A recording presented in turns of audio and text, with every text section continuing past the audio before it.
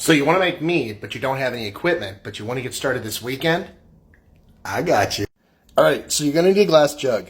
Obviously, this is from wine. I got a family member that drinks these and just gives me the bottles when they're done. But you can find these, or just go buy a bottle, drink the wine, and then you're ready to go. After you clean and rinse your bottle, we're going to add our honey. Very carefully add your honey to the jug. This is way harder than it looks while using a camera. 1 gallon jug, 2.5 pounds of honey. If you don't have Candem tablets, that's fine. Just get some water. Rinse and clean your funnel if you want, and top it off with some water. All we're going to do is add about half our jug, and you'll see why.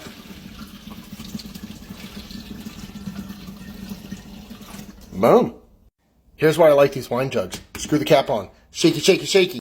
We've got honey water. Don't have a blender, don't have Candem tablets, don't have a puree. That's okay. We're just going to buy a bag of frozen blueberries. 1 pound of blueberries, 1 gallon of honey water. Put the blueberries in here. Yeah, I'm going to set this down to do this. I'm going to make a mess. Added the blueberries.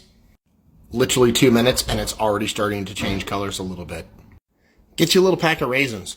Chunk your raisins in. Why do we add raisins?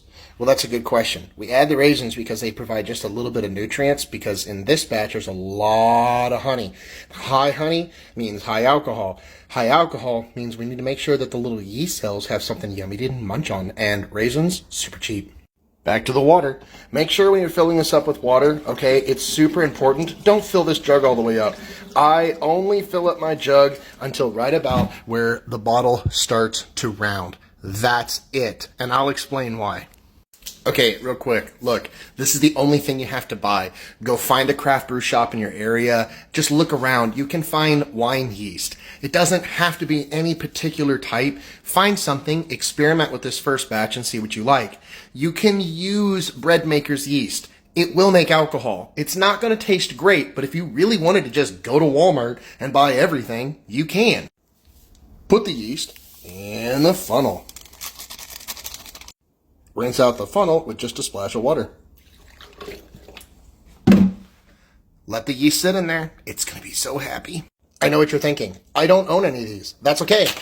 You're not going to need them. I literally bought this at a hardware store. It's a rubber stopper that has a hole in it. I also found some that didn't have a hole in it, and those work just as well because you can just drill a hole.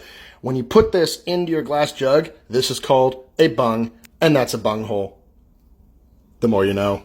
So once you put this in the bung hole and you get it sealed up, you can take one of these with you when you go to the hardware store to find the right size.